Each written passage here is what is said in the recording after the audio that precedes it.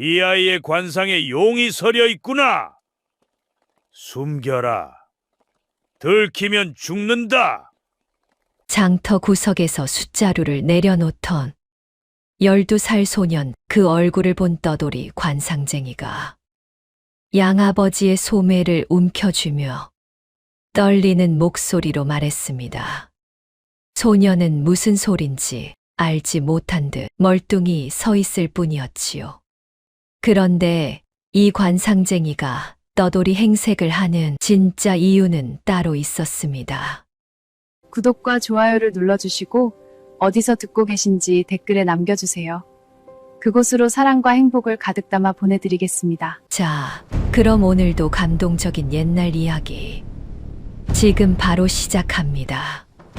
옛날 조선의 깊은 산골, 무주골이라 불리는 외진 마을에 한설이라는 아이가 살고 있었습니다.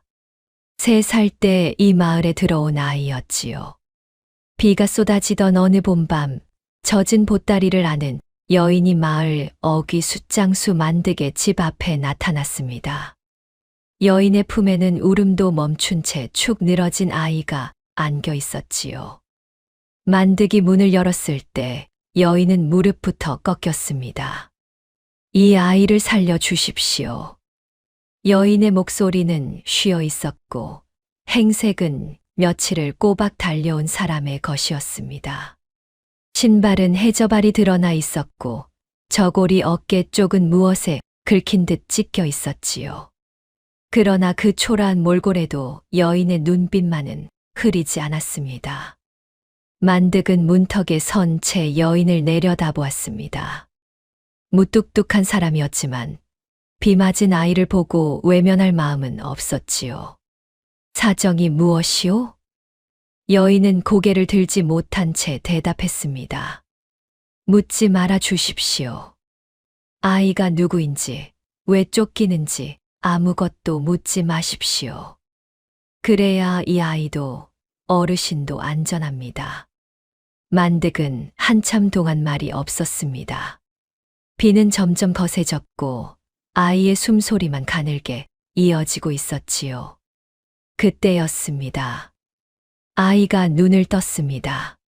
축 늘어져 있던 작은 몸이 미세하게 움직이더니 까만 눈동자가 만득을 올려다보았지요. 3살짜리 아이의 눈이었습니다. 만득의 입에서 한마디가 나왔습니다. 안으로 들어오시오. 그것이 시작이었습니다. 여인은 그 밤 아이의 품 안에 삼배 쪽지 하나를 밀어넣고 새벽이 오기 전에 떠났습니다. 만득은 약속한 대로 묻지 않았지요. 쪽지에 무엇이 쓰여 있는지도, 여인이 어디로 갔는지도, 아이의 이름만 물었습니다. 한설이라 하옵니다. 여인이 그 말을 남기고 사라진 뒤 만득은 아이를 안아 아궁이 곁에 누였습니다. 그리고 그날 밤 숯가마 입구 기둥에 칼로 가로 금 하나를 그었지요. 아이의 키 높이만큼. 그렇게 한설의 삶은 시작되었습니다. 무주골은 산이 깊어 해가 늦게 뜨고 일찍 지는 곳이었습니다. 마을이라 해봐야 초가집 10채 남짓 옹기종기 모여있는 작은 골짜기였지요. 만득은 그 마을에서 숯을 구워 장에 내다 파는 숯장수였습니다. 혼자 사는 사람이었지요. 아내도 없고 자식도 없이 숯가마 하나를 벗삼아 살아온 사람이었습니다. 그런 만득에게 느닷없이 아이가 하나 생긴 셈이었지요. 아이를 키우는 법 같은 것은 알 리가 없었습니다. 만득은 밥을 지을 줄은 알았으나 아이 옷을 빨 줄은 몰랐고 숯가마 불 조절에는 귀신이었으나 아이의 열이 오르면 어쩔 줄 몰라 쩔쩔맸지요.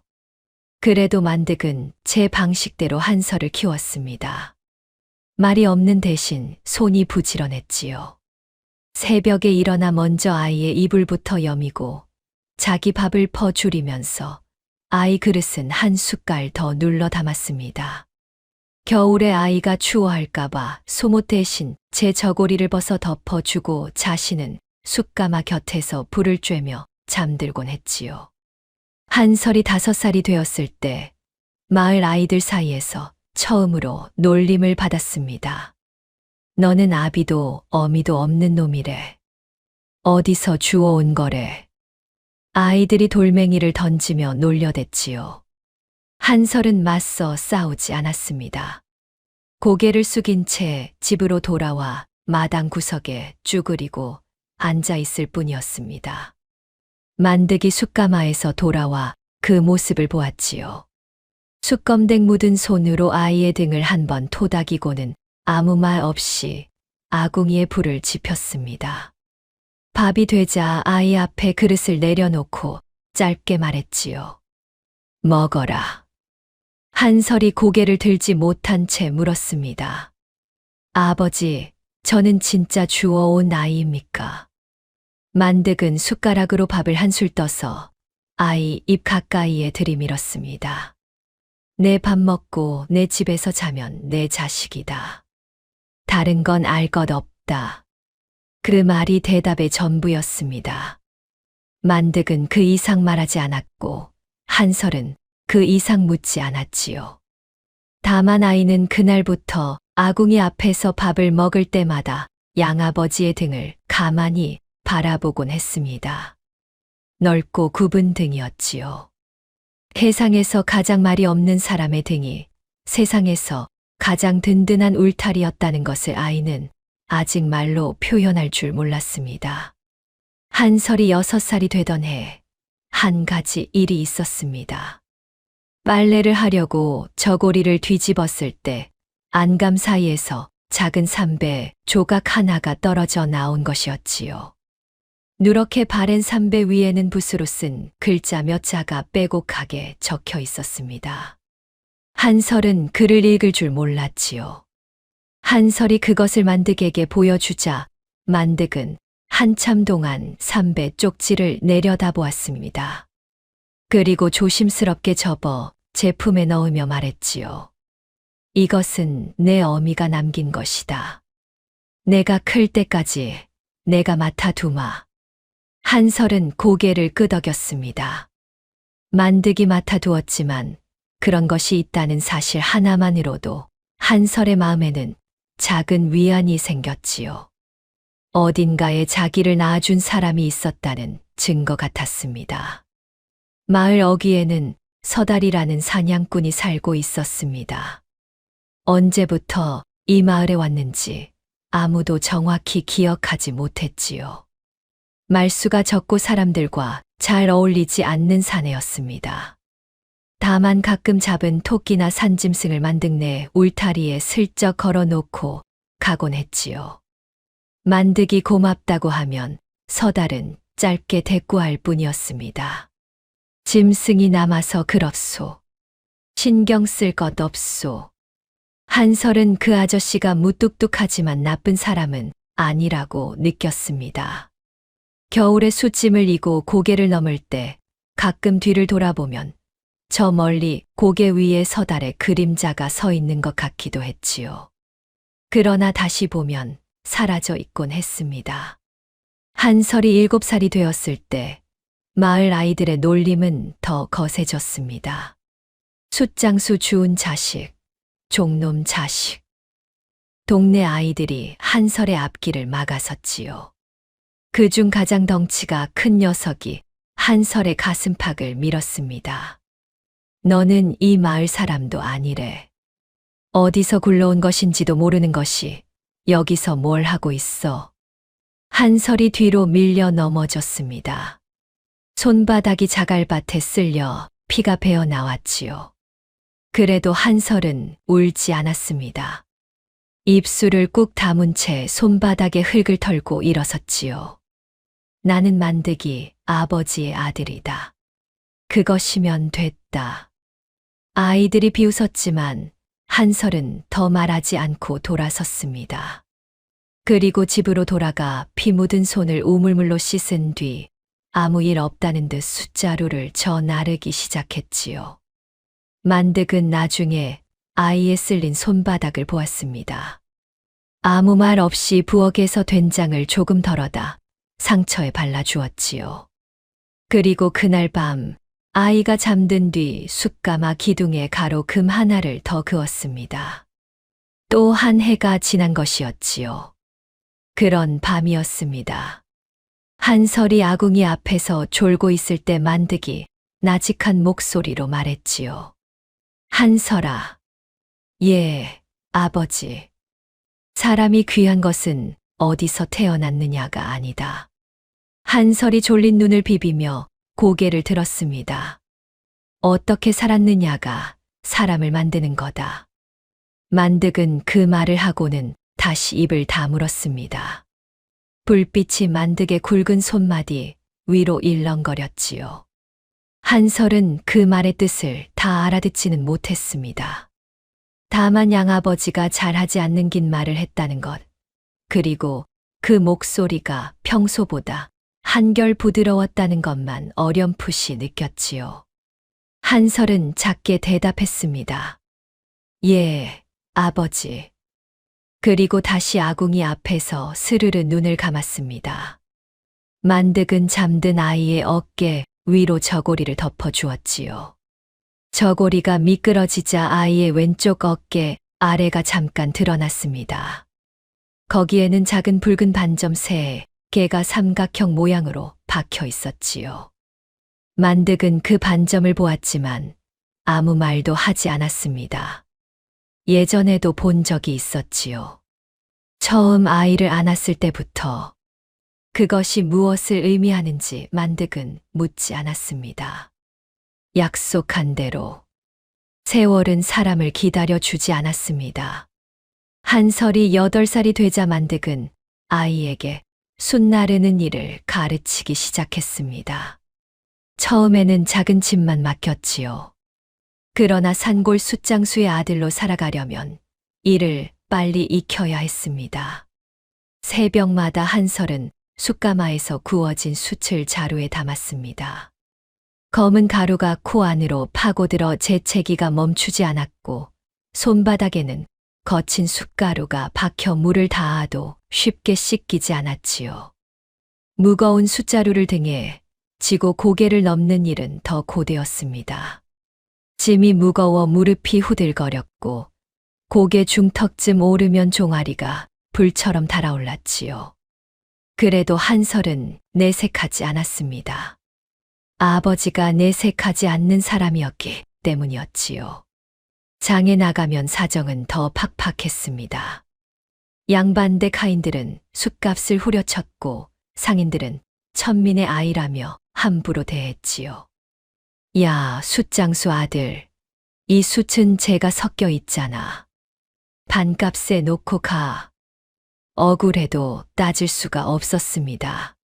숯을 팔지 못하면 보리쌀을 구할 수 없었고 보리쌀이 없으면 내일 아침 아궁이에 올릴 것이 없었지요. 한설은 이를 악물고 깎인 값을 받아들이곤 했습니다. 집에 돌아오면 만득이 말없이 밥상을 차려 놓고 있었습니다. 변변치 못한 밥상이었지요. 보리밥과 된장 한 종지, 운이 좋으면 서달 아저씨가 걸어 놓은 토끼, 고기 한 점이 더해지는 정도였습니다. 그래도 그 밥상 앞에 마주 앉으면 한설의 마음은 조금 놓이곤 했습니다. 말은 없어도 밥을 함께 먹는다는 것 자체가 위안이었지요. 밖에서는 바람이 처마 끝을 스치며 지나가고 있었습니다. 산골의 밤은 깊었고 숯가마에서는 잔불이 붉게 타고 있었지요. 세월은 숯가마의 연기처럼 소리 없이 흘렀습니다. 한설은 9살이 되고 10살이 되었지요. 키가 부쩍 자라 숫자로 두 짐을 한꺼번에 질 수 있게 되었고 숯가마 불 조절도 만득 못지않게 능숙해졌습니다. 그러나 달라지지 않는 것도 있었습니다. 마을에서 한설의 자리였지요. 한설은 무주골에서 태어난 아이가 아니었습니다.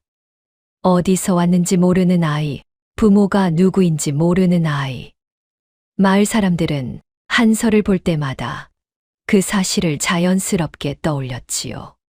장에서 돌아오는 길에 마을 어른들이 수군거리는 소리가 종종 한설의 귀에 닿았습니다. 저 아이는 어디서 굴러들어온 것인지 누구도 모른다며 만득이 영감이 어쩌다 떠안게 됐는지 원. 팔자에도 없는 고생이지. 한설은 못 들은 첫 걸음을 재촉하곤 했습니다. 익숙해진 것이지 괜찮아진 것은 아니었지요. 밤이면 만득이 맡아 둔 삼배 쪽지가 자꾸 떠올랐습니다. 글자는 읽을 수 없었지만 그것이 어딘가에 있다는 것만으로도 어딘가에 자기를 낳아준 사람이 있었다는 증거 같았지요. 한설이 10살이 되던 봄이었습니다. 장에 나갔다가 돌아오는 길에 고을 관아 앞을 지나게 되었지요. 관아 앞에는 방이 하나 붙어 있었고 그 앞에 사람들이 웅성거리고 있었습니다. 또 세금을 올린다는 게요? 위에서 내려온 명이라는데 어찌하겠소. 한설은 글을 읽지 못했지만 사람들의 표정에서 심상치 않은 기운을 느꼈습니다. 옆에 서 있던 백발의 노인이 혀를 찼지요. 한양의 영의정 대감이 나라를 쥐락펴락한다더니 백성 등골까지 빼먹는 개로구나. 쉿! 그런 말 함부로 하다간 큰일 납니다. 한설은 그때 영의정이라는 말을 처음 들었습니다. 한양이 어디인지도 영의정이 무엇을 하는 사람인지도 잘 몰랐지요. 다만 그 이름 앞에서 사람들이 목소리를 낮추고 고개를 돌린다는 것만 눈에 담아 두었습니다. 그날 밤 한설이 만득에게 물었습니다. 아버지, 영의정이 무엇입니까? 만득은 숯가마에 장작을 넣다가 잠시 손을 멈추었습니다. 나라에서 제일 높은 벼슬아치다. 그 사람이 나쁜 사람입니까? 만득은 고개를 돌려 한설을 보았습니다. 그리고 천천히 장작을 밀어 넣으며 대답했지요. 높은 자리에 있는 사람이 다 좋은 사람은 아니다. 그것만 알아두어라. 만득은 그 이상 말하지 않았습니다. 눈빛이 잠시 흔들렸지만 한설은 그것을 알아채지 못했지요. 한설이 11살이 되던 겨울이었습니다. 유난히 추운 겨울이었지요. 눈이 무릎까지 쌓이고 바람이 뼈를 파고들었습니다. 숫수요는 늘었지만 산에서 나무를 베어오는 일이 더 힘들어졌지요. 그해 겨울 마을에 떠돌이 한 무리가 들어왔습니다. 한양에서 쫓겨난 사람들이라고 했지요. 남루한 행색의 아이들까지 데리고 있었습니다. 마을 사람들은 쉽게 문을 열어주지 않았습니다. 먹을 것도 넉넉하지 않은 산골에서 낯선 사람을 들이기가 쉬운 일은 아니었지요. 한설은 그 떠돌이들이 마을 어귀에 웅크리고 앉아 있는 것을 보았습니다. 아이 하나가 한설과 눈이 마주쳤지요. 코가 빨갛게 얼어 있었고 입술은 파랗게 질려 있었습니다. 한설은 집으로 뛰어 들어가 보리밥 한 덩이와 된장 한 줌을 싸 가지고 나왔습니다. 제 끼니를 덜어낸 것이었지요. 이거 먹어. 한설이 내밀자 아이가 두 손으로 받아들었습니다. 아이의 어미가 허리를 굽혀 몇 번이고 절을 했지요. 고맙습니다. 정말 고맙습니다. 한설은 괜히 쑥스러워 고개를 돌렸습니다. 그런데 돌아서는 순간 마을 어귀 나무 뒤에서 서달이 서 있는 것이 눈에 들어왔지요. 서달은 한설과 눈이 마주치자 아무 말 없이 고개를 돌렸습니다. 그리고 천천히 자기 오두막 쪽으로 걸어갔지요. 한설은 그 뒷모습이 묘하게 걸렸지만 곧 잊었습니다. 이튿날 떠돌이 가족의 움막 앞에 토끼 2마리가 매달려 있었습니다. 누가 놓고 갔는지 아무도 모른다고 했지요. 한설은 서달 아저씨의 솜씨라는 것을 직감적으로 알았지만 묻지 않았습니다. 서달이라는 사람은 알면 알수록 묘한 구석이 있는 사내였습니다. 사냥꾼이라고는 했지만 사냥만 하는 것 같지는 않았지요.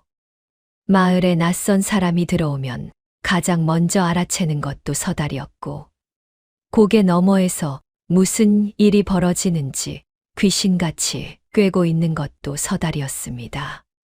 한 번은 한설이 뒷산에서 나무를 하다가 낯선 사내들과 마주친 적이 있었습니다. 사내들은 한설을 보더니 다가오며 물었지요. 꼬마, 이 마을에 3살 때 데려온 아이가 있다는 소문을 들었는데 아느냐? 한설의 등줄기에 찬 기운이 스쳤습니다. 본능적으로 무언가 위험하다는 것을 느꼈지요. 대답을 머뭇거리는 사이 어디선가 나뭇가지 밟히는 소리가 크게 났습니다. 사내들이 고개를 돌린 순간 숲 사이로 서달이 모습을 드러냈지요. 어깨에 사냥화를 걸친 서달은 사내들을 가만히 내려다보았습니다. 이 산은 내 사냥터요. 무슨 볼일이 있소? 서달의 목소리는 낮았지만 어딘가 모르게 사내들을 움츠러들게 만드는 힘이 있었습니다. 사내들은 서로 눈짓을 교환하더니 투덜거리며 돌아갔지요. 한설이 물었습니다. 아저씨, 저 사람들이 누구였습니까? 서달은 사내들이 사라진 쪽을 한참 바라보다가 짧게 대답했습니다. 모르는 사람한테 함부로 대꾸하지 마라. 알겠느냐? 예. 한설은 고개를 끄덕였습니다. 서달은 그 말을 끝으로 성큼성큼 숲속으로 사라졌지요. 한설은 그때 서달의 걸음걸이가 사냥꾼의 것이 아니라 군졸의 것과 닮아 있다는 생각을 문득 했습니다. 그러나 그것은 스쳐 지나가는 생각이었을 뿐이었지요. 떠돌이들에게서 한양 소식이 조금씩 흘러 들어왔습니다. 한설은 귀를 기울이지 않을 수 없었지요. 영의정이 또 충신 한 명을 역적으로 몰아 죽였다 하더이다. 이 빠른 소리 한 번 했다가 온 가족이 멸문당했다오. 임금님은 계시지만 안 계신 것과 마찬가지라니까. 떠돌이들의 말에 따르면 한양은 공포에 쌓여 있었습니다. 영의정 윤태영이라는 자가 나라를 소나기에 쥐고 흔들고 있었지요. 반대하는 자는 역적으로 몰리고 따르는 자만 벼슬을 얻었습니다. 떠돌이 중 나이 지긋한 노인이 탄식하며 말했습니다. 선왕 때는 그래도 백성이 숨 쉴 구멍이 있었지. 선왕이 돌아가시고 나라가 이 꼴이 되다니. 한설은 선왕이라는 말에 왜인지 모르게 가슴이 먹먹해졌습니다. 이유는 알 수 없었지요. 돌아가신 임금의 이야기가 왜 자기 마음을 건드리는 것인지 한설 스스로도 이해할 수 없었습니다. 한설은 그 이야기를 듣다가 만득의 얼굴을 돌아보았습니다. 만득은 아무 표정 없이 숯가마 불을 살피고 있었지요.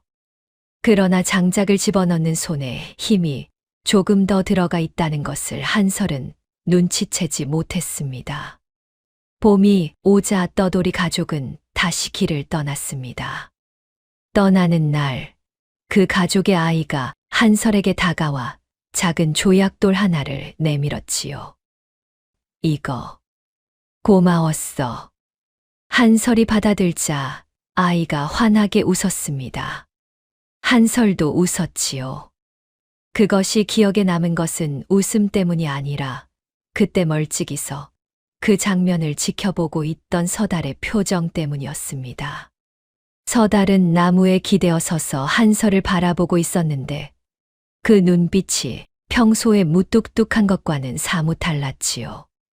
뭐랄까 안쓰러움 같기도 하고 대견함 같기도 한 묘한 눈빛이었습니다. 한설과 눈이 마주치자 서달은 언제 그랬냐는 듯 고개를 돌렸지만요. 그 겨울이 지나고 봄이 오고 여름이 가고 다시 겨울이 왔습니다. 한설은 어느덧 12살이 되었지요. 키가 꽤 자랐습니다. 숫자로 새 짐도 거뜬히 질 수 있을 만큼 어깨가 넓어졌지요. 얼굴에는 여전히 숯검댕이 묻어 있었지만 이목구비가 또렷해져 가는 것이 눈에 보이기 시작했습니다. 그리고 한설이 자라는 것을 지켜보며 불안해지는 사람이 하나 있었습니다. 서달이었지요. 한설의 이목구비가 또렷해질수록 그 눈빛이 깊어질수록 서달의 표정은 한 겹씩 어두워졌습니다. 이 아이를 영원히 산골에 숨겨둘 수는 없다는 것을 서달은 알고 있었지요. 그러나 그 생각을 입 밖으로 꺼내지는 않았습니다. 만득은 그런 한설을 바라보며 가끔 생각에 잠기곤 했습니다. 이 아이가 누구의 아이인지 언젠가는 알게 될 날이 올 것인지 그런 생각을 하다가도 이내 고개를 저었지요. 지금 이대로가 좋다고, 이대로가 안전하다고. 그리고 그 12살의 가을, 한설의 운명을 바꿀 사람이 장터에 나타났습니다. 그날은 가을 장이 서는 날이었습니다. 한설은 숫 5짐을 지게에 싣고 만득과 함께 고개를 넘었지요.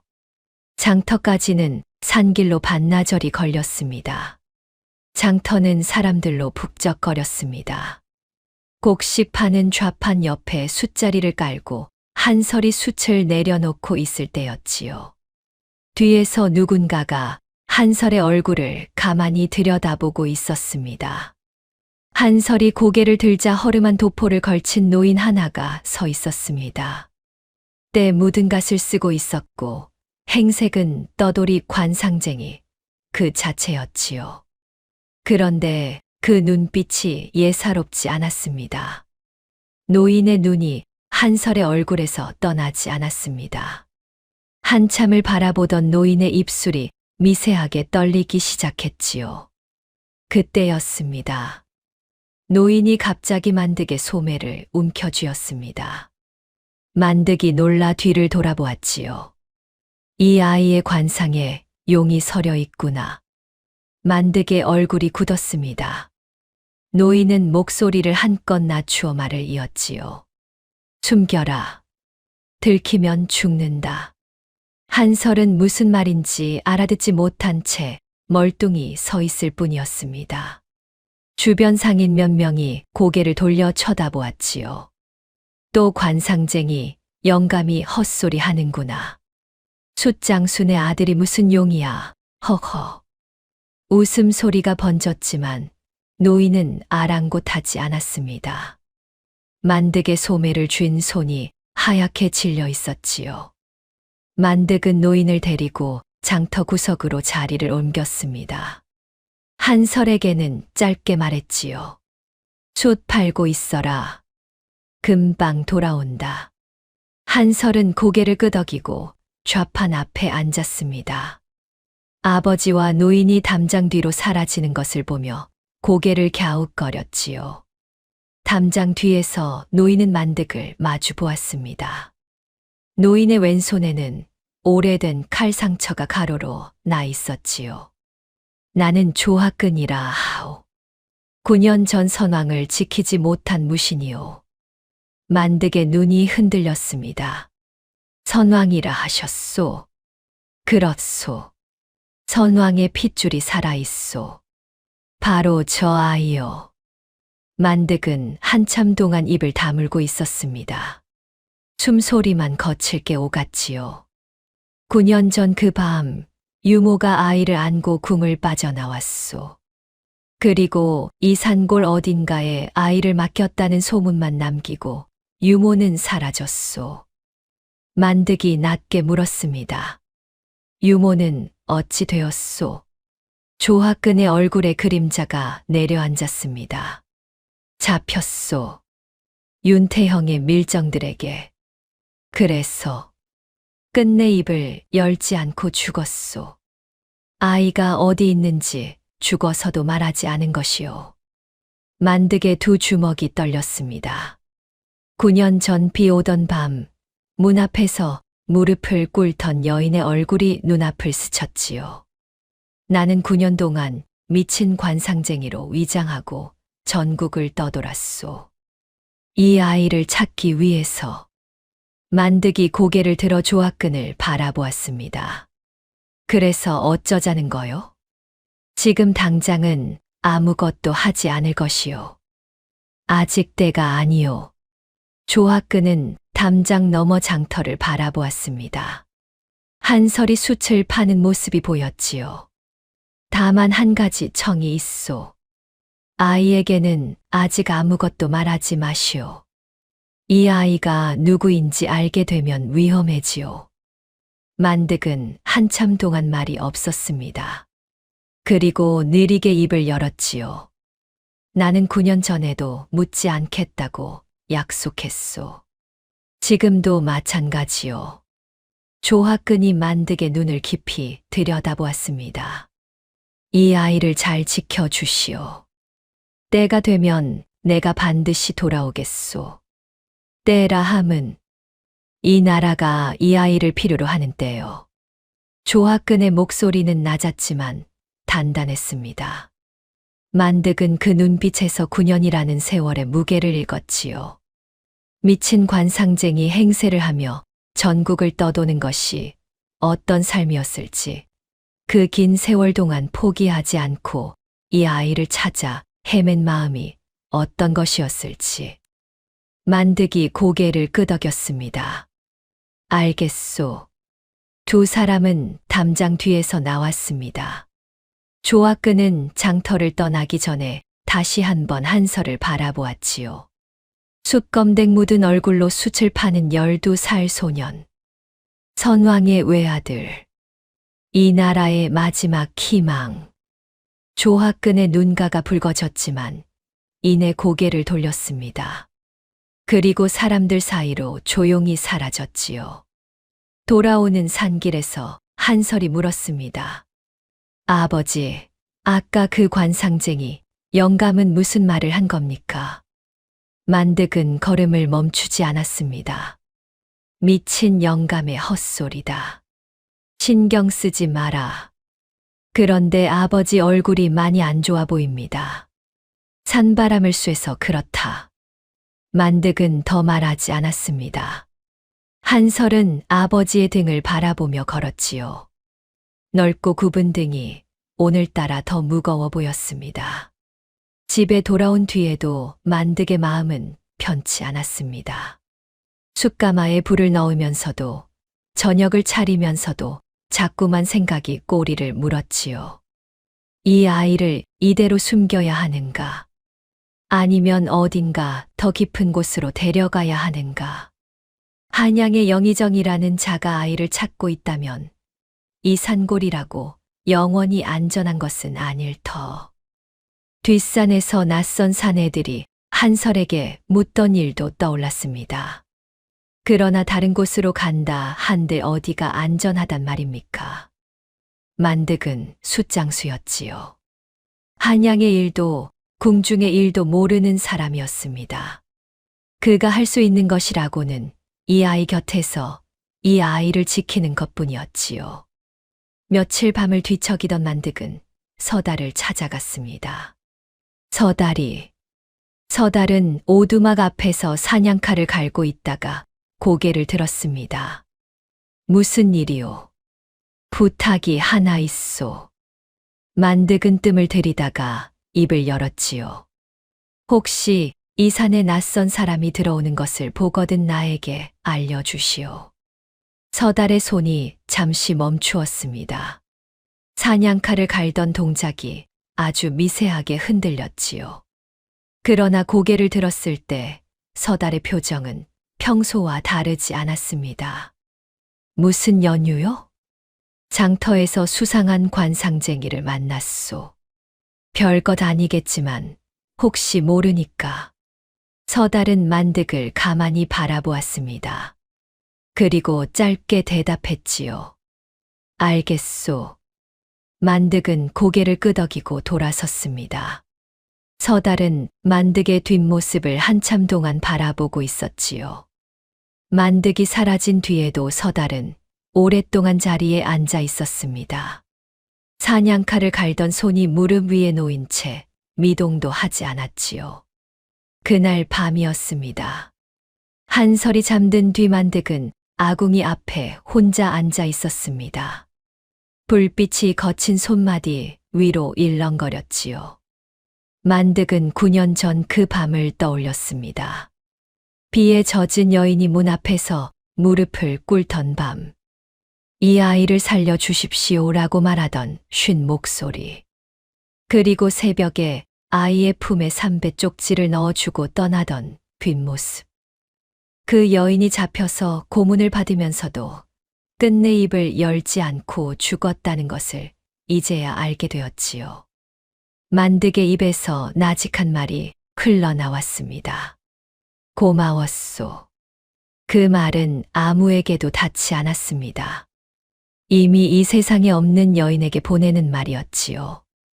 만득은 잠든 한설의 얼굴을 바라보았습니다. 숯검댕이 묻은 뺨 위로 고요한 숨소리가 오가고 있었지요. 이 아이가 왕의 아들이라는 것. 그것을 알았다고 해서 달라질 것은 없었습니다. 만득에게 한설은 여전히 제 밥을 먹고 제 집에서 자는 제 자식이었지요. 어떻게 살았느냐가 사람을 만드는 거다. 만득은 자기가 한설에게 했던 말을 속으로 되뇌었습니다. 그리고 결심했지요. 이 아이를 더 깊이 숨기겠다고. 이 아이를 더 단단하게 키우겠다고. 언젠가 그 늙은 무신이 돌아오는 날이 오더라도 이 아이가 세상 어디에 내놓아도 무너지지 않을 사람이 되어 있도록. 만득은 아궁이에 장작을 하나 더 밀어 넣었습니다. 불꽃이 타올라 어두운 방 안을 환하게 비추었지요. 그 뒤로 만득은 달라졌습니다. 겉으로 드러나는 변화는 아니었지요. 여전히 말이 없고 무뚝뚝한 숫장수였습니다. 그러나 한설을 대하는 태도에 미세한 변화가 생긴 것을 한설은 어렴풋이 느끼고 있었지요. 만득은 한설에게 몸을 쓰는 법을 가르치기 시작했습니다. 숫가마 일이 끝난 저녁이면 뒷마당에서 한설을 앉혀놓고 나무 막대기를 건넸지요. 들어봐라. 아버지, 이게 무엇입니까? 산에서 짐승을 만나거나 도적을 만나면 숫자루만으로는 안 된다. 만득은 본래 젊은 시절 산포수였습니다. 산짐승을 잡으며 먹고 살았던 시절이 있었지요. 그때 익힌 막대 다루는 솜씨를 이제야 한설에게 가르치기 시작한 것이었습니다. 한설은 처음에는 어리둥절했지만 곧 열심히 배우기 시작했습니다. 손에 물집이 잡히고 몸이 온통 멍투성이가 되어도 투정 한 번 부리지 않았지요. 만득은 그런 한설의 모습을 볼 때마다 마음 한구석이 뜨거워졌습니다. 이 아이를 왕이라 부르는 날이 올지 어떨지는 알 수 없었습니다. 그러나 적어도 제 몸 하나 지킬 수 있는 아이로 키워야겠다는 마음은 확고했지요. 그리고 만득은 한 가지를 더 했습니다.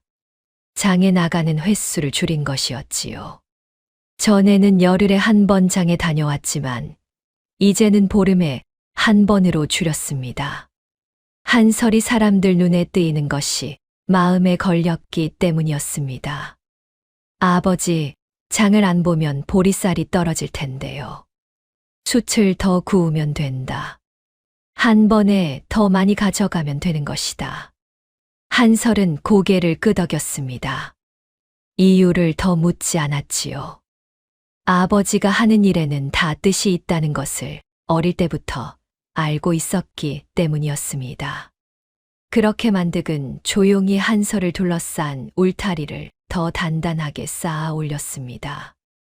세상은 이 아이가 누구인지 몰라야 했고, 이 아이도 자기가 누구인지 몰라야 했지요. 만득은 그것이 이 아이를 지키는 유일한 방법이라 믿었습니다.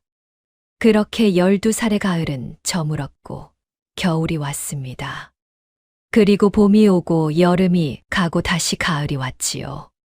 한설의 키는 해마다 한 뼘씩 자랐고 만득은 해마다 정월이면 숯가마 기둥에 가로, 금 하나를 더 그었습니다. 바깥에서는 가을바람이 숯가마, 굴뚝을 돌아 불었습니다. 무주골의 밤은 깊었고 별들이 소리 없이 떠 있었습니다. 한설은 15이 되었습니다. 어깨가 넓어지고 목소리가 굵어졌지요. 숯가마 앞에 서면 만득과 나란히 서도 크게 차이가 나지 않을 만큼 자랐습니다. 그해 봄, 비가 많이 내렸습니다. 며칠째 비가 그치지 않아 숯가마에 불을 넣지 못하고 있었지요. 만득과 한설은 할 일 없이 처마 밑에 나란히 앉아 비를 바라보고 있었습니다. 만득이 문득 방으로 들어가더니 무언가를 가지고 나왔습니다. 누렇게 바랜 삼배 쪽지였지요. 한설이 6살 때 저고리 안에서 발견했던 바로 그것이었습니다. 아버지, 그것을 아버지가 갖고 계셨습니까? 만득은 삼배 쪽지를 한설에게 내밀었습니다. 전에 내가 빨래하다가 잃어버릴까봐 내가 맡아두었다. 이제 너도 컸으니 내가 직접 간직해라. 한설이 두 손으로 삼배를 받아들었습니다. 손끝에 닿는 거친 감촉은 어릴 때 느꼈던 것과 똑같았지요. 아버지, 여기에 뭐라고 쓰여 있는지 아십니까? 만득은 잠시 입을 다물었다가 대답했습니다. 나도 글을 모른다. 다만 내 어미가 남긴 것이니 소중히 여기거라. 한설은 삼배 쪽지를 가슴에 품었습니다.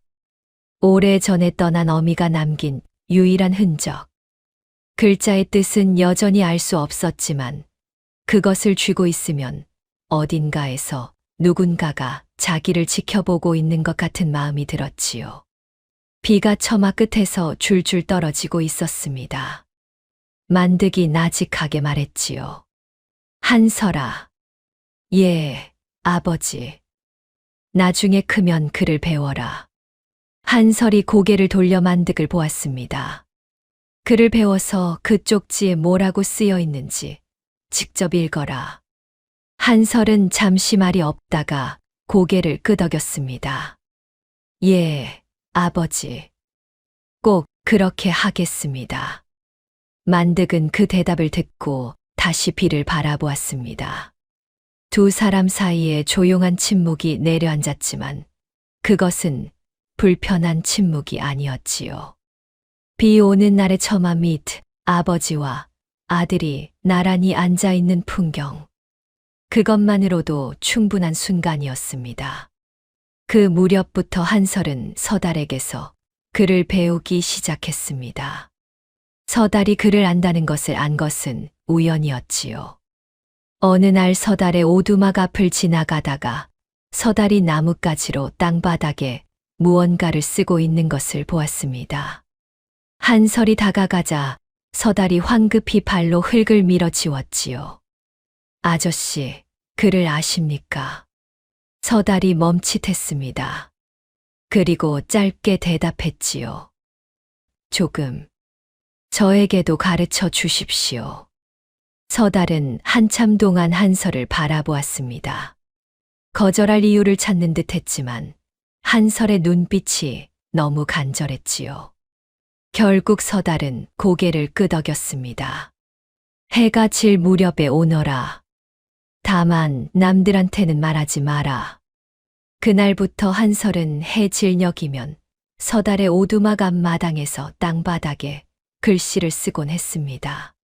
서달은 사냥에서 돌아온 뒤 땅바닥에 한 글자를 쓰고 한설이 따라 쓰게 했지요. 서달의 글씨는 사냥꾼의 거치고는 너무 반듯했습니다. 한설은 그것이 이상하다고 느꼈지만 묻지 않았지요. 서달 아저씨가 묻지 말라는 것은 묻지 않는 것이 한설의 방식이었습니다. 아버지에게 배운 것이었지요. 한설이 16이 되던 봄이었습니다. 장에 나갔다가 큰일을 겪었지요. 숯을 내려놓고 값을 매기고 있을 때 양반댁 자제 셋이 말을 타고 장터를 누비며 떠들고 있었습니다. 그 중 하나가 말에서 뛰어내리더니 한설의 숯 좌판으로 성큼 다가왔지요. 이 숯은 얼마냐? 한 짐의 단량입니다. 양반 자제가 코웃음을 쳤습니다. 비싸구나. 성냥에 5짐을 놓고 가라. 그러면 숯값도 안 됩니다. 양반 자제의 얼굴이 굳어졌습니다. 감히 숫장수 놈이 양반한테 말댔구요? 주변이 조용해졌습니다. 장터 사람들이 눈치를 살피며 한 발씩 물러났지요. 한설의 주먹에 힘이 들어갔습니다. 손톱이 손바닥에 파고들었지요. 그러나 맞서 싸우면 관아에 끌려가는 것은 한설 쪽이라는 것을 알고 있었습니다. 그때 한설의 머릿속에 한 가지 생각이 스쳤지요. 한설은 천천히 허리를 굽히며 말했습니다. 도련님, 이 숯은 참 숯이 아니라 잡수치옵니다. 도련님 댁 화로에는 맞지 않을 것이옵니다. 참숯은 열흘 뒤 장에 나옵니다. 그때 오시면 제가 좋은 것으로 골라드리겠습니다. 양반 자제가 얼떨떨한 표정을 지었습니다. 그리고 옆에 친구에게 물었지요. 잡숯은 안 좋은 거냐? 친구도 숯의 차이 따위는 알 리가 없었습니다. 둘이 고개를 갸웃거리는 사이 한설은 능청스럽게 덧붙였지요. 잡숯을 화로에 넣으시면 연기가 많이 나서 옷의 냄새가 배옵니다. 양반댁에서 쓰실 물건이 아니옵지요. 양반 자제는 코를 찡긋거리더니 돌아섰습니다. 열흘 뒤에 온다. 참숯으로 준비해 둬라. 세 사람이 말을 타고 사라지자 옆 좌판의 상인이 킥킥 웃었습니다. 참수치고 잡수치고 다 같은 수치인데 저놈들이 뭘 알겠어. 재치가 있구나, 내 녀석. 한설은 쓴 웃음을 지었습니다. 이긴 것이 아니라 피한 것이었지요. 그래도 주먹 대신 말로 빠져나왔다는 것에 작은 안도를 느꼈습니다. 그로부터 보름 뒤의 일이었습니다. 한설이 뒷산에서 나무를 하고 내려오는 길이었지요. 산 아래쪽에서 아이의 비명소리가 들려왔습니다. 한설이 소리가 나는 쪽으로 달려가 보니 마을 아이 하나가 멧돼지에게 쫓기고 있었습니다. 아이는 겁에 질려 울부짖으며 바위 뒤로 숨었지만 멧돼지가 점점 다가오고 있었지요. 이빨이 드러난 멧돼지의 코에서 거친 숨소리가 터져 나왔습니다. 한설은 생각할 겨를도 없이 뛰어들었습니다. 나무하던 도끼를 움켜쥐고 멧돼지 앞을 가로막았지요. 이리 오지 마라. 한설이 도끼를 크게 휘둘렀습니다. 멧돼지가 잠시 멈칫했지만 곧 머리를 낮추고 돌진해 왔지요. 한설의 옆구리를 이빨이 스쳤습니다. 저고리가 찢기고 피부가 긁혀 피가 배어 나왔지요. 한설은 다시 도끼를 치켜들었습니다. 도끼 자루가 멧돼지의 옆구리를 때렸고 멧돼지가 비틀거렸지요. 바로 그때 어디선가 화살 하나가 날아들었습니다. 쉿. 화살이 멧돼지의 뒷다리에 정확히 박혔습니다. 멧돼지가 비명을 지르며 방향을 틀어 숲속으로 사라졌지요. 한설이 숨을 돌리며 뒤를 돌아보았습니다. 산 위쪽 바위 뒤에 서달이 활을 내리고 서 있었습니다. 서달은 한설과 눈이 마주치자 고개만 한번 끄덕이고 소리 없이 숲속으로 사라졌지요. 아이가 바위 뒤에서 나와 한설의 다리를 붙잡고 울었습니다. 형아, 고마워. 형아. 한설은 아이의 등을 토닥이며 말했습니다. 괜찮다.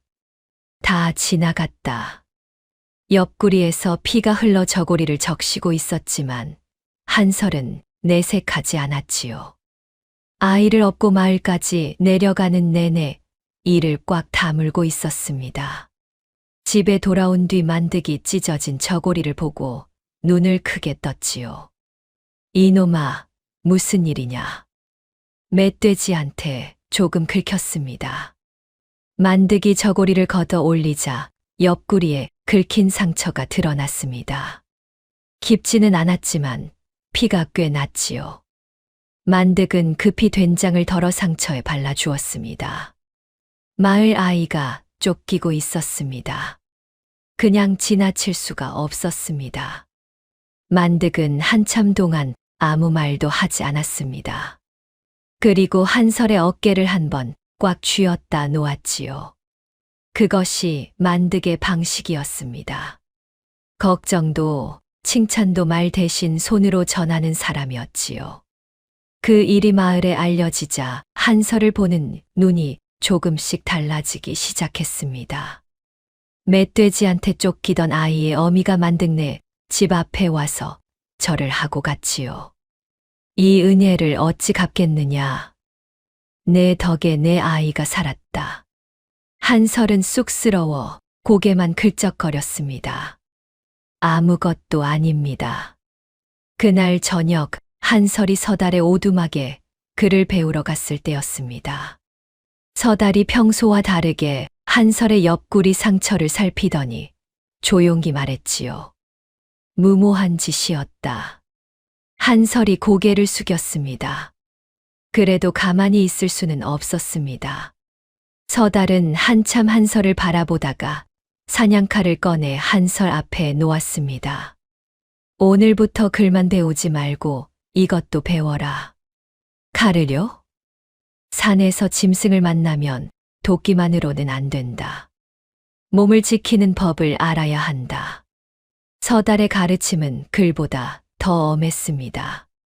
칼을 쥐는 법부터 상대의 움직임을 읽는 법까지 서달은 마치 군조를 가르치듯 한설을 훈련시켰지요. 한설은 온몸에 멍이 들었지만 한 번도 불평하지 않았습니다.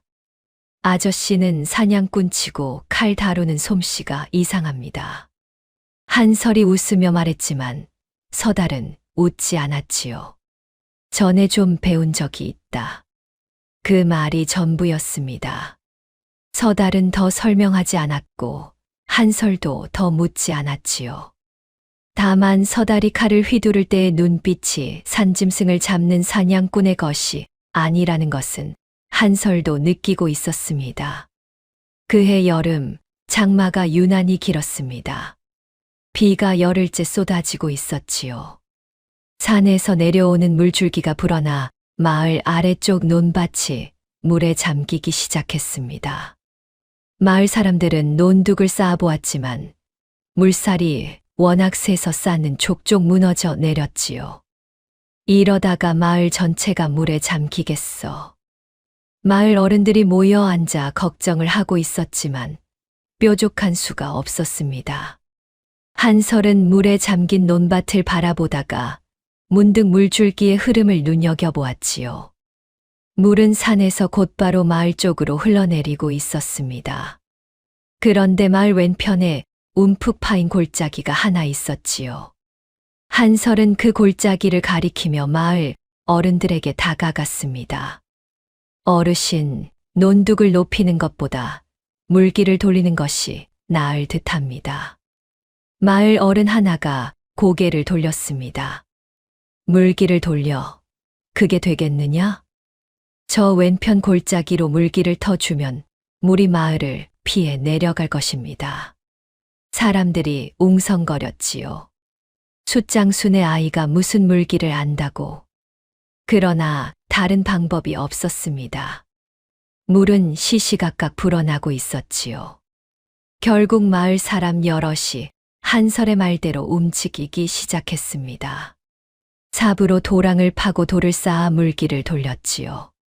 한설은 맨 앞에서 삽을 들고 흙을 팠습니다.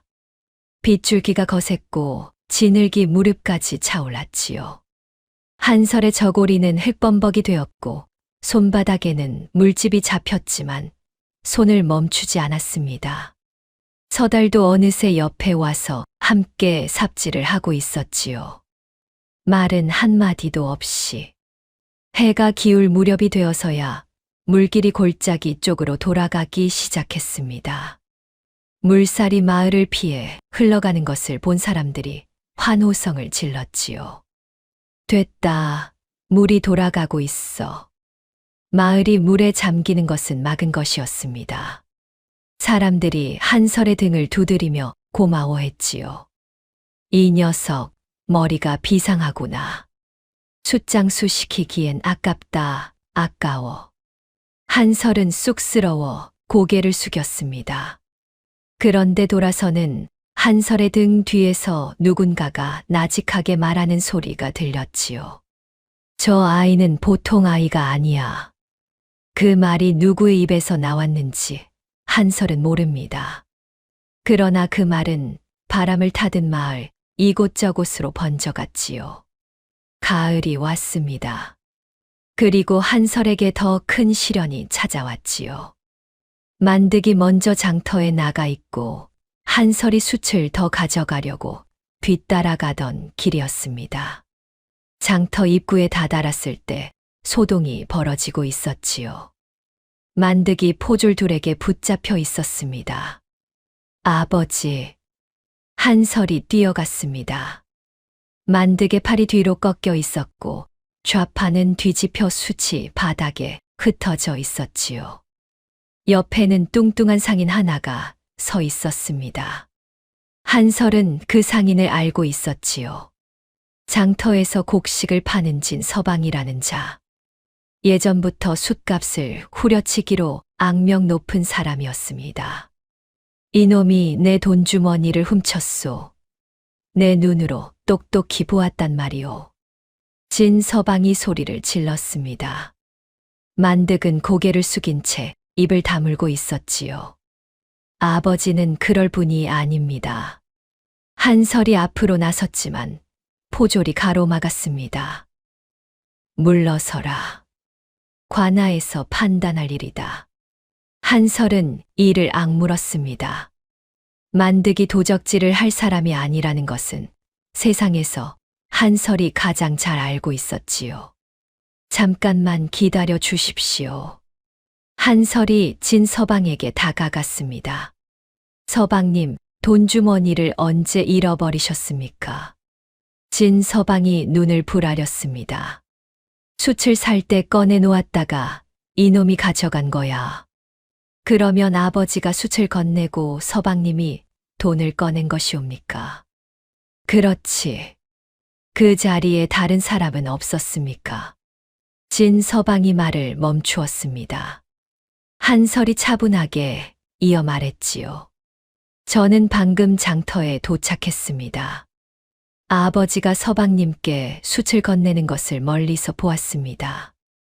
그때 서방님 뒤쪽으로 아이 하나가 지나가며 좌판을 스치는 것을 제가 보았습니다. 진 서방의 얼굴이 일그러졌습니다. 거짓말이다. 아들이 아비를 감싸는 거 아니냐? 한설은 흔들리지 않았습니다. 주변을 둘러보더니 근처 좌판의 상인에게 물었지요.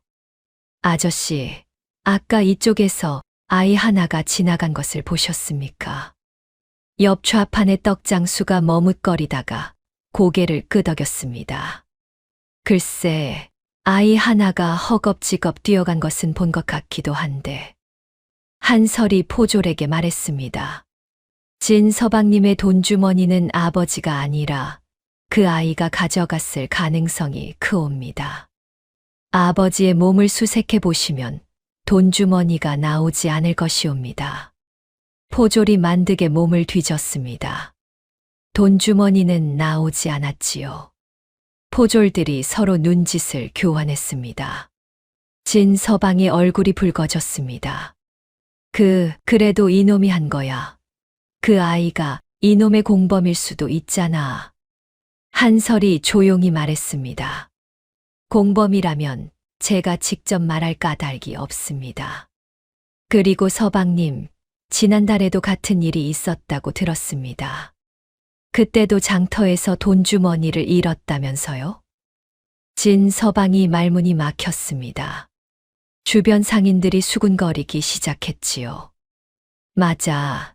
진 서방이 지난달에도 숫장수한테 도둑 누명을 씌우려 했잖아. 숫값 후려치더니 이번에는 아예 누명까지. 포졸이 만득의 팔을 풀어주었습니다.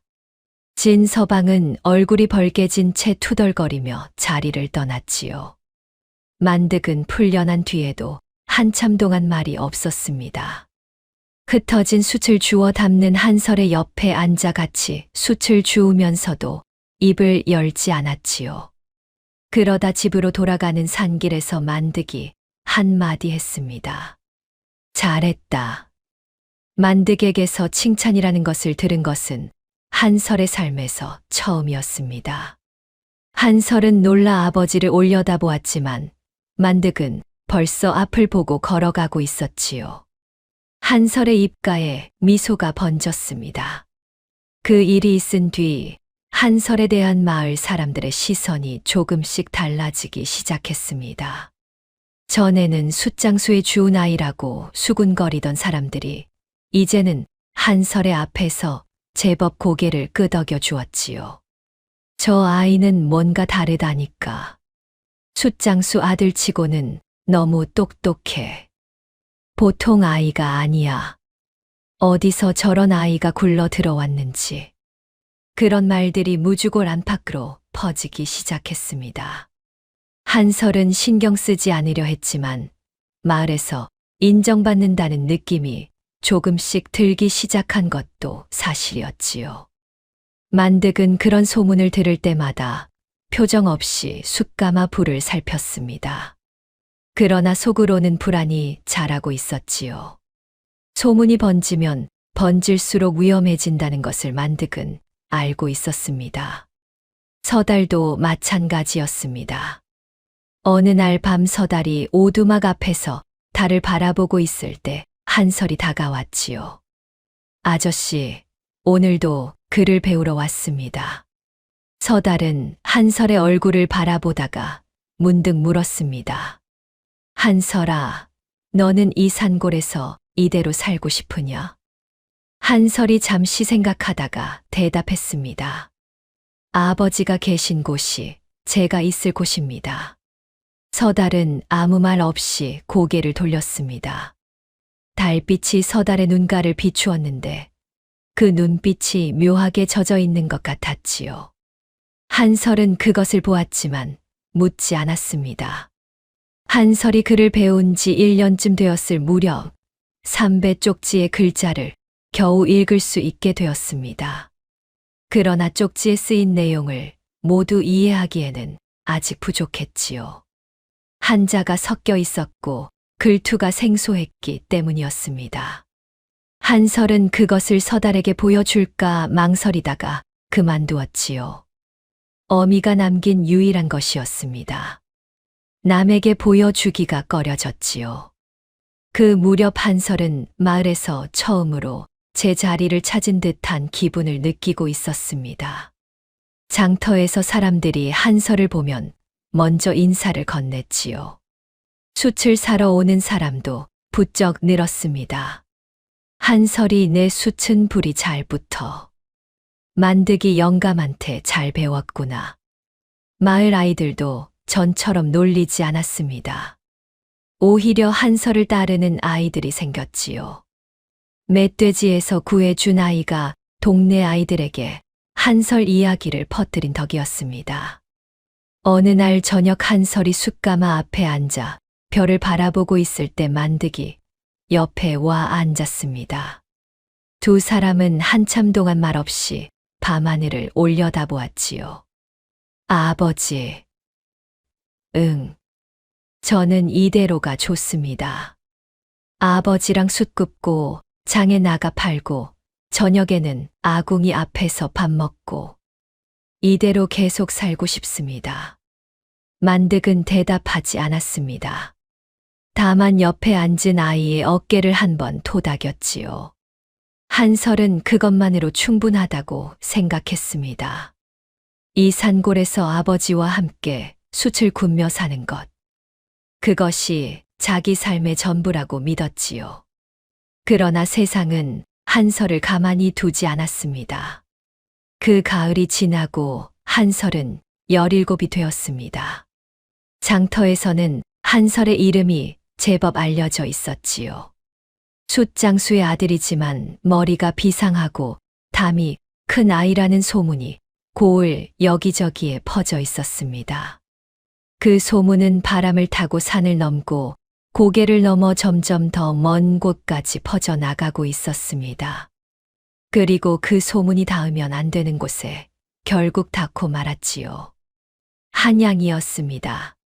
영의정 윤태형의 귀에 소문이 닿은 것은 가을 끝자락이었습니다. 한양 영의정 저택 서재에서 윤태형은 밀정의 보고를 듣고 있었지요. 무주골이라는 산골에 비상한 아이가 있다는 소문이 돌고 있사옵니다.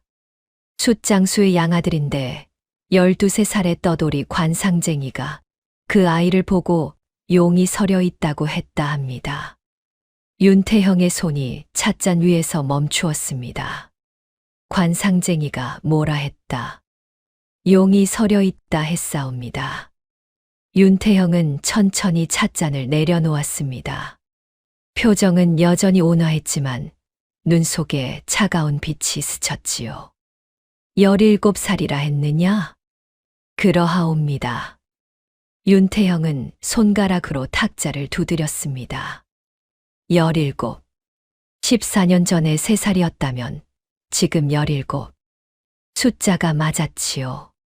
선왕의 핏줄은 모두 끊어진 것이 아니었느냐? 대감의 명으로 보낸 자가 아이를 처리했다고 보고를 올렸사옵니다. 윤태형의 눈이 가늘어졌습니다. 그 자가 거짓 보고를 올렸을 가능성은? 밀정이 고개를 숙였습니다. 확인이 필요하옵니다. 윤태형은 자리에서 천천히 일어났습니다. 창 너머로 한양의 기와지붕들이 보였지요. 그가 14년 동안 쌓아 올린 권력이 기와지붕 위에 내려앉아 있었습니다. 확인할 것까지도 없다. 소문이 사실이든 아니든 그 아이를 살려두면 안 된다. 윤태형의 목소리는 낮았지만 서리처럼 차가웠습니다. 우선 그 숫장수를 잡아들여라. 역적과 내통한 혐의면 충분할 것이다. 숫장수를 잡으면 아이가 도망칠 수 있사옵니다. 도망치게 둬라. 쫓으면 된다. 산 밖으로 나오면 더 잡기 쉽지 않느냐. 윤태형은 다시 찻잔을 들었습니다. 찬물 위로 비친 제 얼굴을 바라보며 입가에 옅은 미소를 지었지요. 그리고 한 가지 더. 그 아이 주변에 내가 14년 전에 보낸 자가 아직 남아있을 수 있다. 함께 처리해라. 그것이 무주골의 불행이 몰려오기 시작한 순간이었습니다. 열흘 뒤 무주골의 포졸들이 들이닥쳤습니다. 새벽이었지요. 안개가 자욱한 산길을 포졸 넷이 올라왔습니다. 선두에는 낯선 관리 한 명이 서 있었지요. 숫장수 만득을 잡아들여라. 역적과 내통한 혐의로 관하여서 조사할 것이다. 만득은 마당에서 나무를 패고 있었습니다. 도끼를 든 손이 멈추었지요. 한설이 방에서 뛰어나왔습니다. 아버지. 포졸들이 만득의 양팔을 비틀어 잡았습니다. 만득은 저항하지 않았지요. 도끼를 내려놓고 조용히 팔을 내밀었습니다. 아버지, 아버지는 아무 잘못도 하지 않았습니다. 한설이 포졸에게 매달렸지만 밀려났습니다. 무릎이 돌바닥에 부딪혀 껍질이 벗겨졌지요. 만득이 끌려가면서 뒤를 돌아보았습니다. 한설과 눈이 마주치자 짧게 말했지요. 이놈아, 가만히 있어라. 그리고 돌아서면서 한마디 더 했습니다. 쪽지를 잘 간직해라. 한설은 그 말의 뜻을 순간 알아들었습니다. 품속에 삼배 쪽지를 손으로 더듬었지요. 아직 있었습니다. 만득이 끌려가는 모습을 한설은 마당에 주저앉은 채 바라보았습니다. 매일 숯가마 앞에서 보던 그 등이 산길 아래로 점점 작아져 갔지요. 안개 속으로 사라질 때까지 한설은 그 자리에서 일어나지 못했습니다. 서달이 달려왔을 때는 이미 만득이 끌려간 뒤였습니다. 서달의 얼굴이 하얗게 질려 있었지요. 한설아, 내 아버지가 끌려갔다는 것이 사실이냐? 예. 역적과 내통했다는 누명을 씌워서 서달의 주먹이 떨렸습니다. 입술이 파르르 흔들리더니 이를 악물었지요. 한설아, 여기서 움직이지 마라. 내가 알아보고 오마. 서달이 산 아래로 내려간 뒤 한설은 텅 빈 집에 혼자 남았습니다. 아궁이의 불씨도 꺼져 있었고 마당에는 만드기, 패담한 나무가 흩어져 있었지요. 도끼만 제자리에 놓여 있었습니다. 한설은 도끼를 집어들었습니다. 그리고 만드기, 패담한 나무를 마저 팼지요. 쩍, 쩍. 도끼질 소리가 빈 마당에 울렸습니다. 눈물이 나올 것 같았지만 한설은 눈을 꾹 감고 도끼를 내리쳤지요. 사흘이 지나도 만득은 돌아오지 않았습니다. 서달이 관아 근처까지 가서 알아본 바로는 만득이 옥에 갇혀 심한 매질을 당하고 있다고 했지요. 관아에서 묻는 것은 단 하나다. 내가 누구인지 어디서 왔는지를 말하라는 것이야. 한설의 등줄기에 소름이 돋았습니다. 제가 누구인지라뇨? 서달은 입을 다물었습니다. 무엇인가 말하려다가 꿀꺽 삼킨 것이 보였지요. 한설아, 내 아버지는 강한 사람이다. 걱정하지 마라. 그날 밤 한설은 잠들지 못했습니다. 아궁이 앞에 앉아 삼배 쪽지를 꺼내 들었지요. 글을 배운 뒤로 몇 글자는 읽을 수 있게 되었지만 전체를 이해하지는 못했습니다. 왕, 설, 살려. 한 글자 한 글자가 눈앞에서 어른거렸습니다. 왕, 무슨 왕? 한설은 고개를 가로저었지요. 피곤해서 눈이 흐려진 것이라 생각했습니다. 닷새째 되는 밤이었습니다. 한설이 잠든 사이 문이 열렸습니다. 기척도 없이 검은 옷의 사내둘이 방 안으로 들어왔지요. 자객이었습니다. 한설은 본능적으로 눈을 떴습니다. 어둠 속에서 번쩍이는 칼날이 눈에 들어왔지요. 한설이 옆으로 굴러 칼을 피했습니다. 칼이 바닥을 내리쳤고 나무 마루가 쩍 갈라졌지요. 도망치지 마라. 한설은 만득에게 배운 대로 몸을 낮추고 문 밖으로 빠져나왔습니다. 자객 하나가 뒤를 쫓았지요. 어둠 속에서 한설은 마당 구석에 도끼를 더듬어 잡았습니다. 정. 도끼의 자루와 칼날이 부딪혔습니다. 불꽃이 튀었지요. 한설의 팔이 저릿저릿 떨렸지만 밀리지 않았습니다. 그때 자객의 다른 한 명이 뒤에서 다가왔습니다. 한설이 미처 돌아보지 못한 순간 자객의 손이 한설의 저고리 안쪽으로 들어갔지요. 삼배 쪽지가 뜯겨 나갔습니다. 아!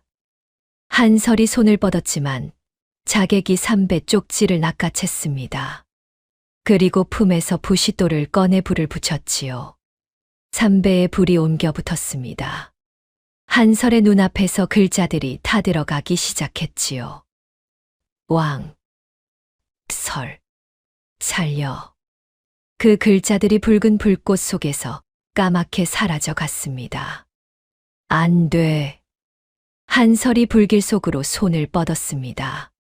타오르는 삼배를 움켜쥐었지요. 손바닥이 타는 듯한 통증이 밀려왔지만 놓지 않았습니다.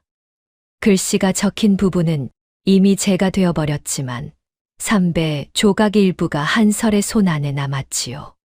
바로 그 순간 어둠 속에서 화살이 날아들었습니다. 퍽. 자객 하나가 어깨를 맞고 비틀거렸습니다. 뒤이어 서달이 활을 들고 나타났지요. 서달의 눈빛이 이전과 완전히 달랐습니다.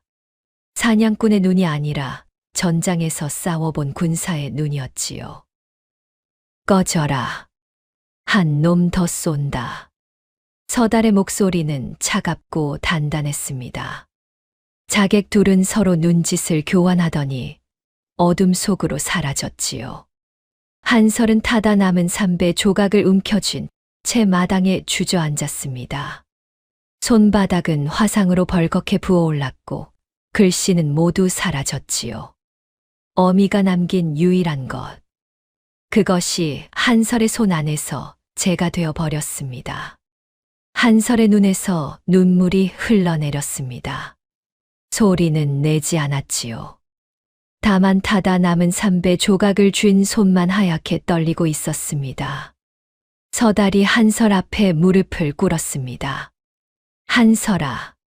한설은 고개를 들지 못했습니다. 아버지도 끌려가고 어미의 쪽지도 다 버렸습니다.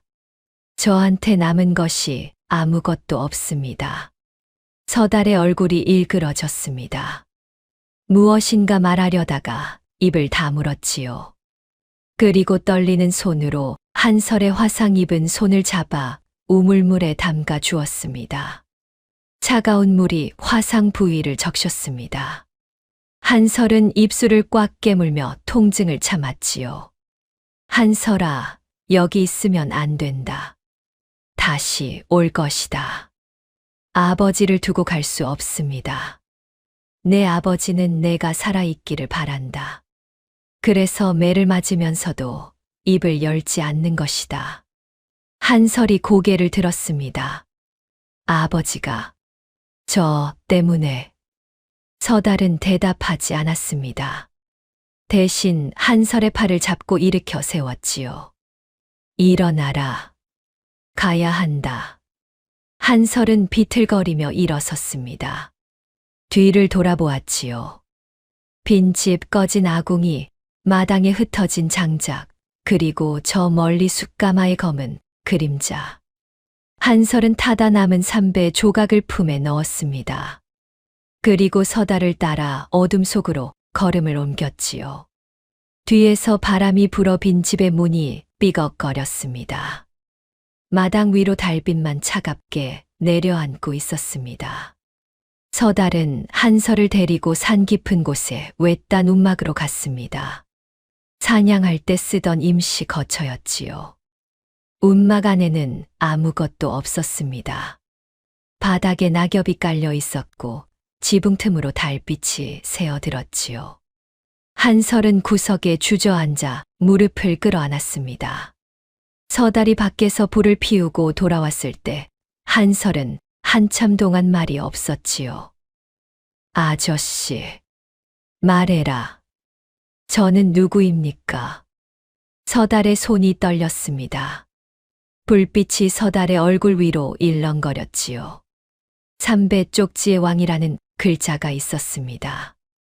아버지는 제 출신에 대해 단 한 번도 말해 준 적이 없습니다. 장터에서 관상쟁이가 용이 서려 있다고 했습니다. 그리고 자객이 저를 죽이려 왔습니다. 한설이 서달을 바라보았습니다. 저는 대체 누구입니까? 왜 저를 죽이려 하는 겁니까? 서달은 오랫동안 입을 열지 못했습니다. 불타는 소리만 타닥타닥 움막 안에 울렸지요. 그때 움막 밖에서 발소리가 났습니다.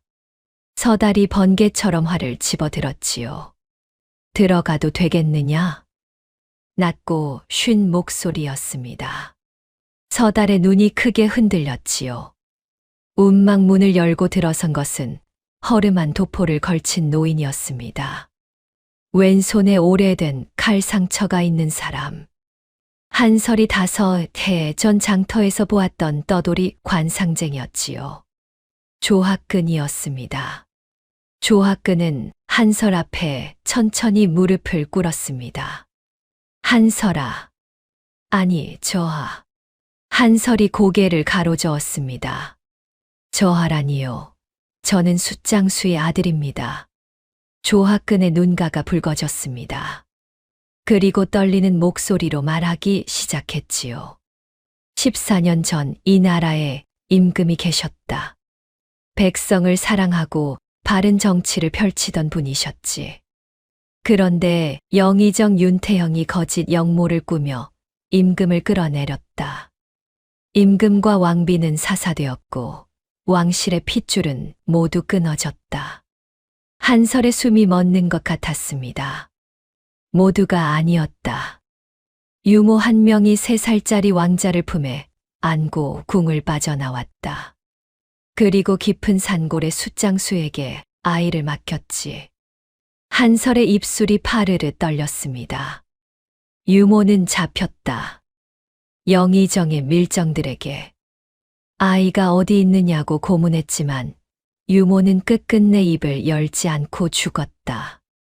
한설의 눈에서 눈물이 흘러내렸습니다. 그 아이가 바로 저 아이옵니다. 한설은 고개를 가로저었습니다. 아닙니다. 저는 그런 사람이 아닙니다. 저는 수치나 굽고 장에 나가 파는 것밖에 모르는 사람입니다. 조학근이 한설의 손을 잡았습니다. 저는 선왕의 호위 무신이었사옵니다. 영모의 그 밤 임금을 지키지 못한 죄인이옵니다. 14년 동안 미친 관상쟁이로 위장하고 전국을 떠돌았사옵니다. 오직 저하를 찾기 위해서. 한설은 고개를 숙였습니다. 왕이라는 것이 무엇인지도 모릅니다. 글도 겨우 배웠고 예절도 모릅니다. 그런 제가 어떻게 왕이 됩니까? 움막 안에 고요가 내려앉았습니다. 불꽃만 가물가물 흔들리고 있었지요. 그때 한설의 머릿속에 만득의 목소리가 울렸습니다. 사람이 귀한 것은 어디서 태어났느냐가 아니다.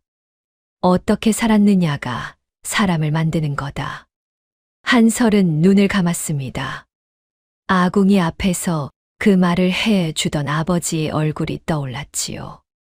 숯검댕 묻은 거친 손으로 이불을 여며 주던 손.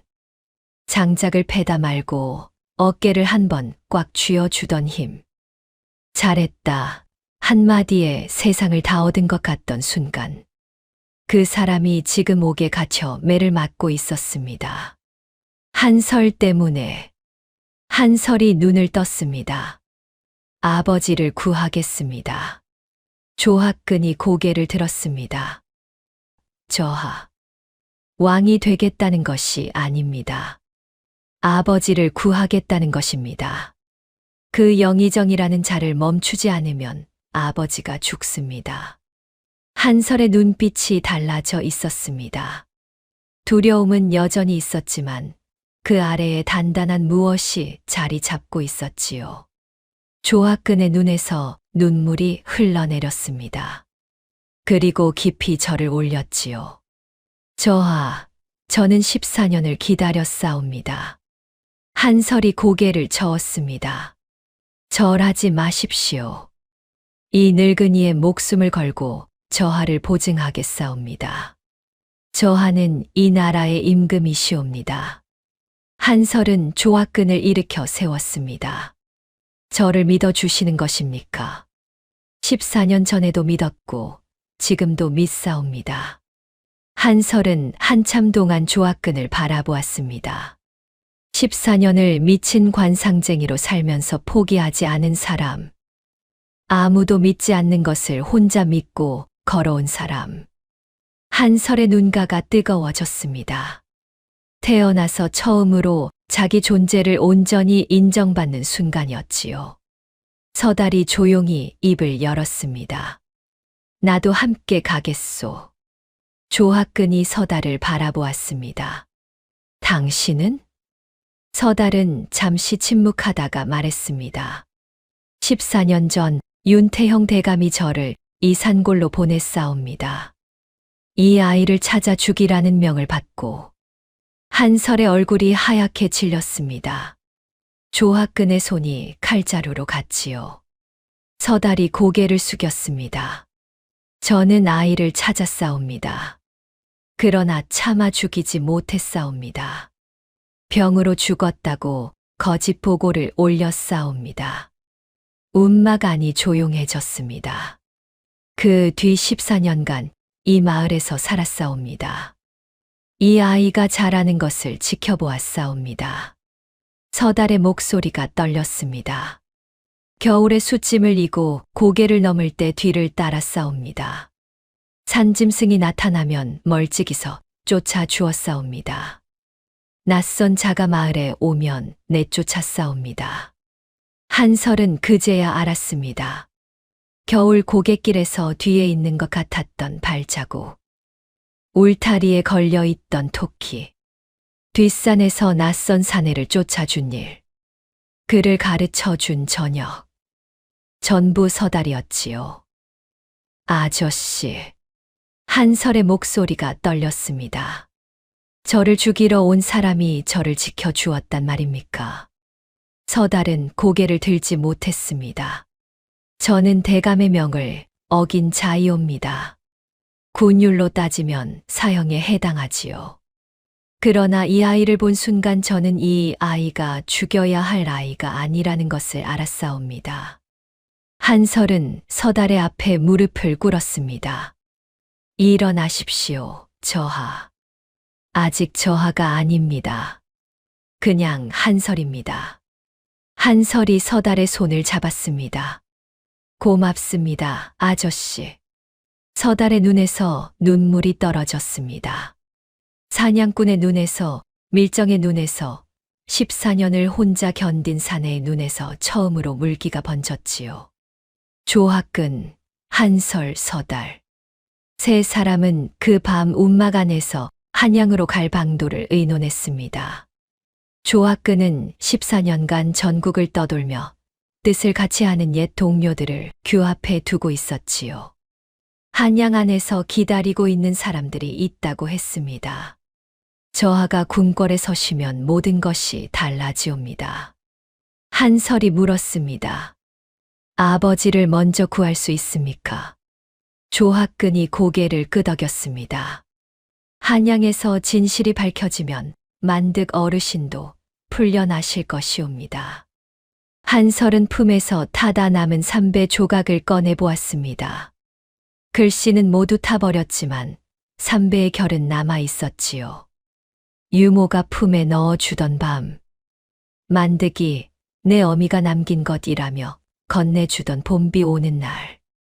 자객의 불길 속에서 손을 뻗어 움켜쥐던 순간. 이 작은 삼배 조각 하나에 14년의 시간이 담겨 있었습니다. 한설은 삼배를 다시 품에 넣었습니다. 가겠습니다. 한양까지 가는 길은 닷새가 걸렸습니다. 조학근은 궁궐에 들어갈 방도를 미리 마련해 두고 있었지요. 14년간 심어둔 사람들이 궁 안팎에서 길을 열어주었습니다. 그리고 마침내 대전 안에 한설이 섰습니다. 현왕이 용상에 앉아 있었고 그 옆에 영의정 윤태형이 서 있었습니다. 대전 안에는 대신들이 좌우로 늘어서 있었지요. 조학근이 한설의 앞에 서서 무릎을 꿇었습니다. 전하, 이 아이는 14년 전 영모로 사사되신 선왕의 외아들이옵니다. 대전이 술렁였습니다. 윤태형의 눈이 가늘어졌지요. 한설은 떨리는 손으로 타다 남은 삼배의 조각을 내밀었습니다. 글씨는 타 버렸지만 삼배 자체가 궁중에서만 쓰이는 특수한 직조의 것이었지요. 조학근이 이었습니다. 이 아이의 왼쪽 어깨 아래에 붉은 반점 3개가 삼각형 모양으로 박혀 있사옵니다. 이것은 선왕의 핏줄에만 나타나는 표식이옵니다. 신이 직접 확인하였사옵니다. 한설이 저고리를 벗어 왼쪽 어깨를 드러냈습니다. 붉은 반점 3개가 또렷하게 보였지요. 대전 안이 더 크게 술렁였습니다. 윤태형이 앞으로 나섰습니다. 얼굴에는 여전히 여유 있는 미소가 걸려 있었지요. 허튼 소리를 하고 있구나. 선왕의 핏줄은 14년 전 모두 끊어졌소. 미친 관상쟁이의 말과 타다 남은 헝겊 조각 하나로 왕손을 자처하다니 이 얼마나 가소로운 일이오. 윤태형이 현왕을 향해 몸을 돌렸습니다. 전하, 이 자들은 역적이옵니다. 당장 잡아들이시옵소서. 대전 안의 무거운 침묵이 내려앉았습니다. 대신들은 눈치를 보며 입을 다물고 있었지요. 현왕의 얼굴은 하얗게 질려 있었습니다. 바로 그때 대전문이 열렸습니다. 아무도 부르지 않았습니다. 군관들이 가로막으려 했지만 들어오는 사람을 보고 멈칫했지요. 서달이었습니다. 한양에 도착한 뒤 조학근과 따로 움직이기로 한 것이었지요. 조학근이 대전에서 시간을 벌고 있는 동안 서달은 영의정 저택에서 밀명서를 찾아내기 위해 별도로 행동하고 있었습니다. 다부진 체격에 무표정한 얼굴. 서달은 대전 한가운데를 걸어 현왕 앞에 무릎을 꿇었습니다. 윤태형의 얼굴이 순간 굳었습니다.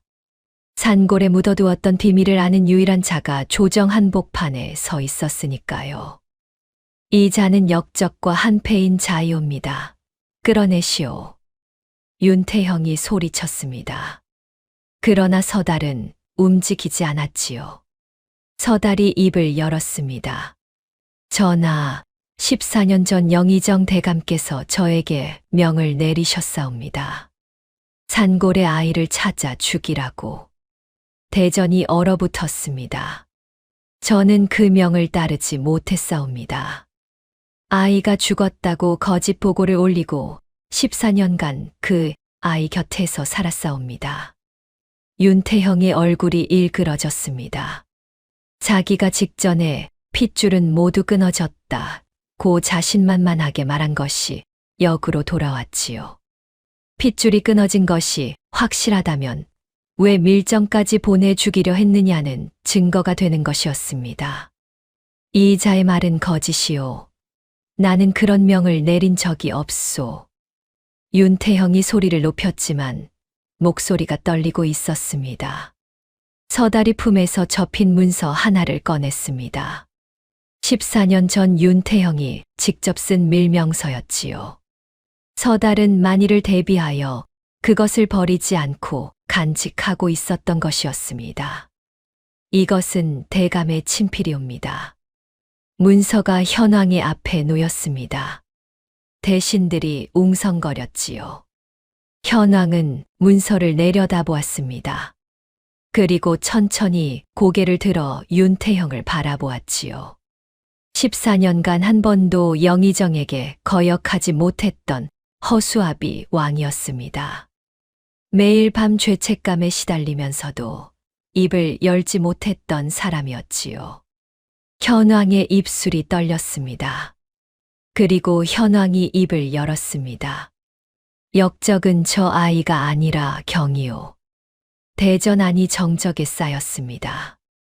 윤태형의 얼굴이 새하얗게 질렸지요. 현왕이 천천히 자리에서 일어났습니다. 왕관을 벗어 탁자 위에 내려놓았지요.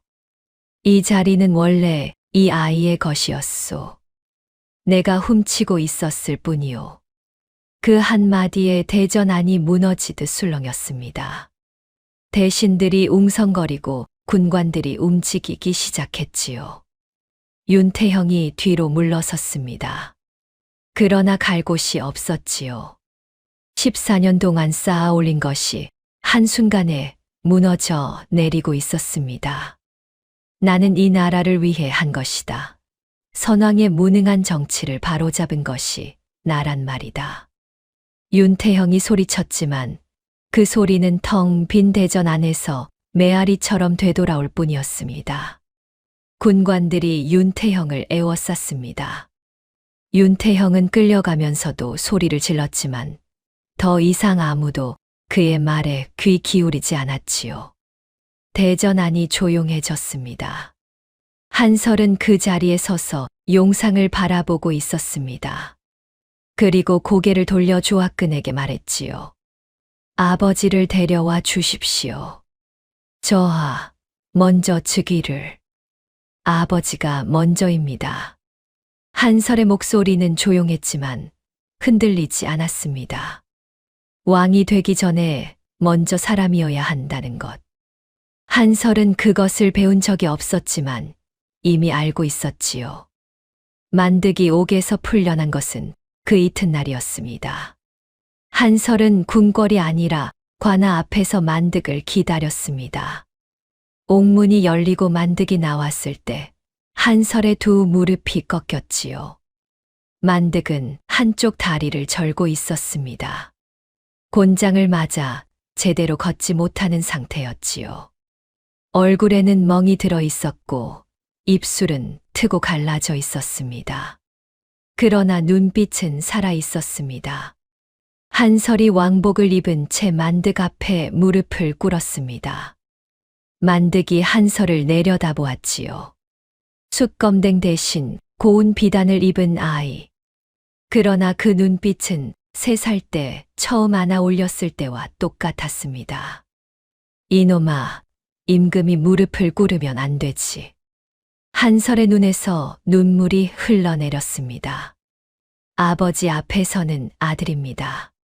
만득은 거칠어진 손으로 한설의 머리를 한 번 쓸었습니다.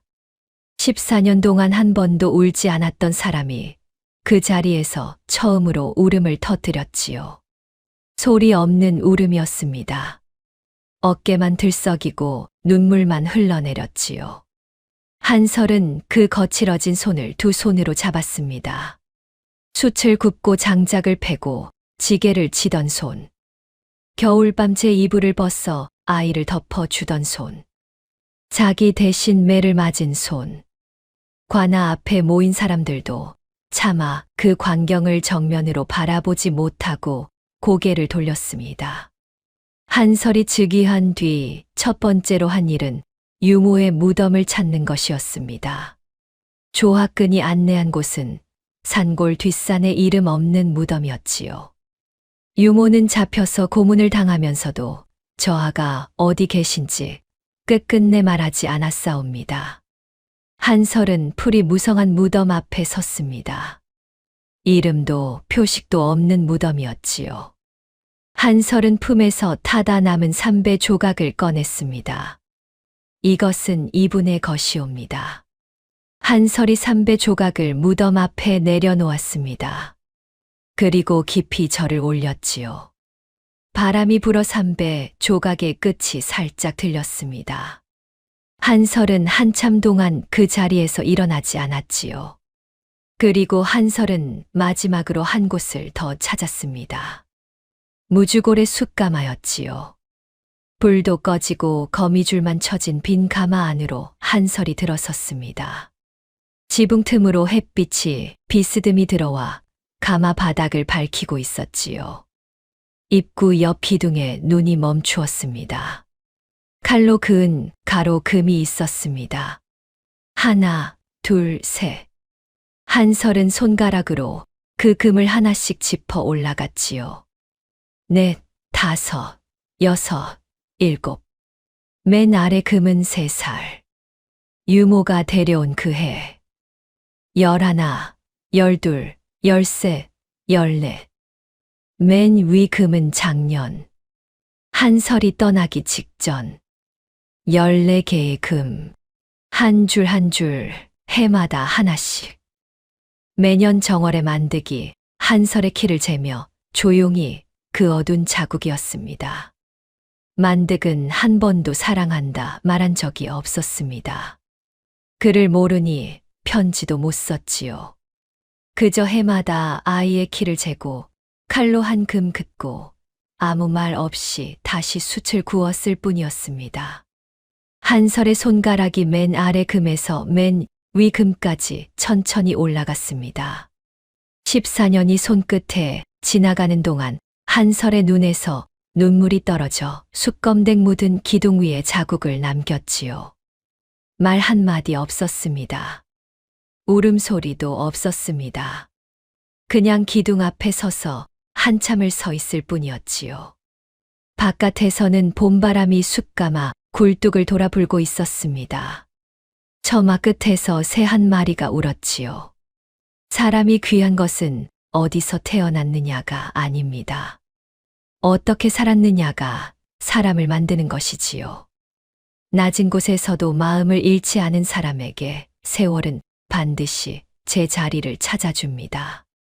한설의 삶이 오래도록 우리에게 전하고 있는 이야기이옵니다. 다음 영상을 빠르게 만나보시려면 좋아요와 구독을 눌러주세요. 지금 화면에 나오는 더 재미있는 영상들도 함께 해주세요. 그럼 모두 행복한 하루 보내세요. 감사합니다.